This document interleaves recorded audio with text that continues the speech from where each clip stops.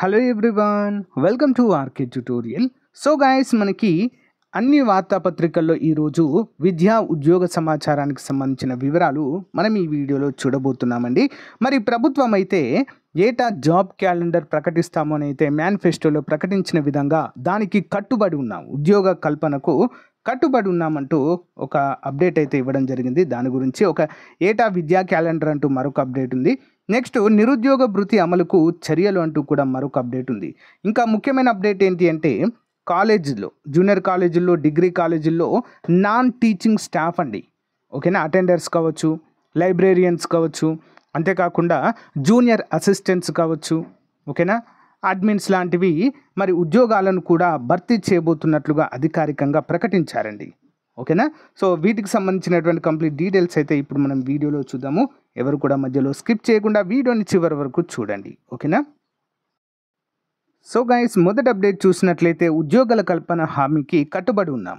శాసన మండలిలో మంత్రి లోకేష్ రాష్ట్రంలో 20 లక్షల ఉద్యోగాల కల్పన హామీకి కట్టుబడి ఉన్నామని మంత్రి నారా లోకేష్ గారు చెప్పారు.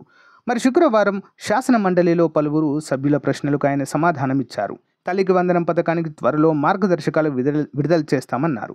ఉద్యోగ కల్పన ఆధారంగా పరిశ్రమలకు రాయితీ అందిస్తామని, ప్రస్తుతం రాష్ట్రంలో జూనియర్ కాలేజీల నుండి విశ్వవిద్యాలయాల వరకు 3,320 బోధన అండి, ఇది టీచింగ్ స్టాఫ్ ఇది. నెక్స్ట్ దాంతోపాటుగా 4,663 మంది బోధనేతర సిబ్బంది, అంటే నాన్ టీచింగ్ స్టాఫ్. మరి ఈ సిబ్బంది అంతా కూడా ఖాళీగా ఉన్నారని, మరి వీటిని సాధ్యమైనంత త్వరగా పూర్తి చేయడానికి కృషి చేస్తామని కూడా ఇక్కడ మరి చెప్పడం అయితే జరిగింది అసెంబ్లీ సాక్షిగా. మరి విద్యార్థులకు పుస్తకాలు, బ్యాగు, బూట్లు, యూనిఫామ్ అందించే విద్యా కానుక పథకాన్ని కొనసాగిస్తామని కూడా ఇక్కడ చెప్పడం అయితే మనము చూడవచ్చు, ఓకేనా.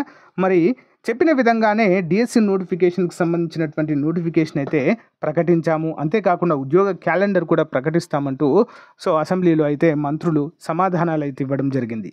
ఇటీవల పోలీసు ఉద్యోగాలకు సంబంధించి కూడా 2022కు సంబంధించినటువంటి నోటిఫికేషన్ పైన చాలా మంచి క్లారిటీ అయితే ఇచ్చారండి, ఓకేనా.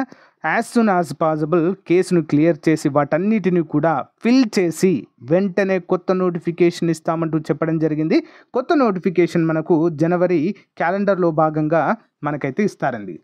నాకు తెలిసి ప్రజెంట్ 2022 కోర్టు కేసులో ఉన్నటువంటి కానిస్టేబుల్ ఉద్యోగాలకు సంబంధించినటువంటి రిక్రూట్మెంట్ డిసెంబర్ లోపు కంప్లీట్ చేస్తామని కూడా చెప్పడం అయితే జరిగిందండి. ఇది ఒక మంచి గుడ్ న్యూస్గా చెప్పుకోవచ్చు, ఓకేనా.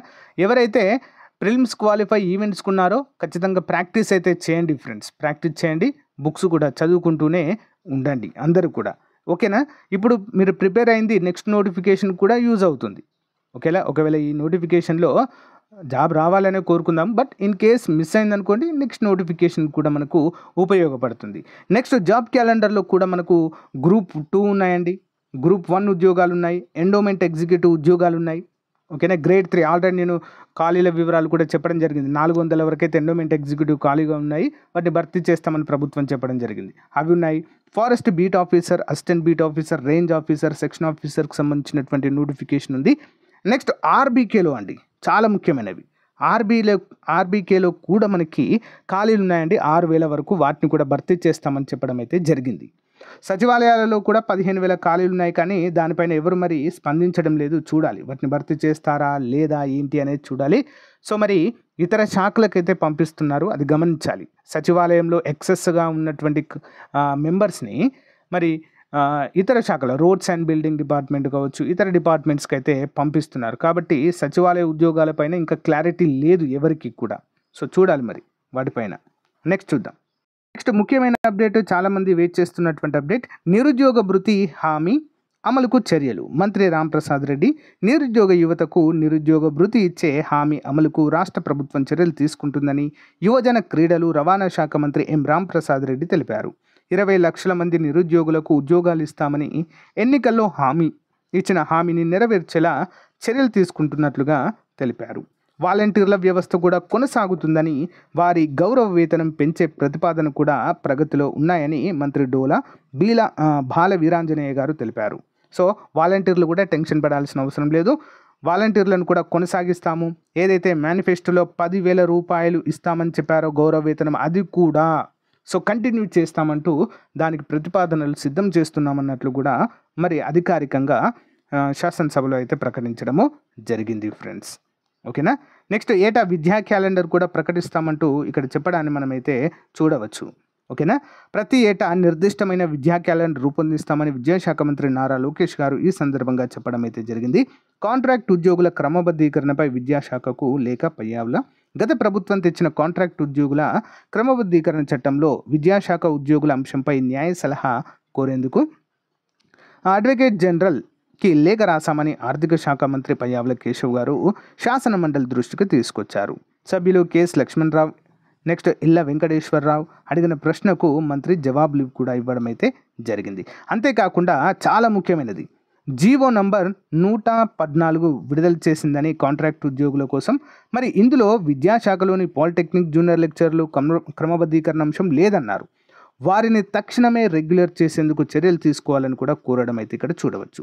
సానుకూల దృక్పథంతో ఏజీకి లేఖ రాశామని కూడా ఇక్కడ చెప్పారు. నిరుద్యోగ భృతికి చర్యలు అంటూ కూడా ఇక్కడ కూడా అప్డేట్ ఇవ్వడాన్ని మనమైతే చూడవచ్చు.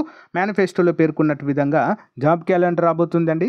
జాబ్ క్యాలెండర్ అయితే పక్కాగా వస్తుందండి. ఖాళీలు ఎన్నుండొచ్చో చెప్పలేం, కానీ జాబ్ క్యాలెండర్ అయితే ఎట్టి పరిస్థితుల్లో విడుదల చేస్తారు. అందరు కూడా దానికి సిద్ధంగా ఉండాలి ఫ్రెండ్స్. ఓకేనా. ఎప్పుడో జనవరిలో వస్తుంది కదా జాబ్ క్యాలెండర్, ఇప్పుడు మాకేంటి అని అలసటగా ఉన్నారనుకోండి ఫ్రెండ్స్, చాలా పెద్ద తప్పు చేసినవారు అవుతారు. ఇప్పటి నుంచి ప్రిపేర్ అవుతేనే మనకు అప్పటి వరకు సిలబస్ అంతా కంప్లీట్ చేయవచ్చు, సిద్ధంగా ఉండవచ్చు. ఓకేనా. అందరు కూడా గమనించాలి. సో గైస్, ఇది అప్డేట్. మరి ఏమైనా డౌట్స్ ఉంటే కామెంట్ రూపంలో తెలియచేయండి.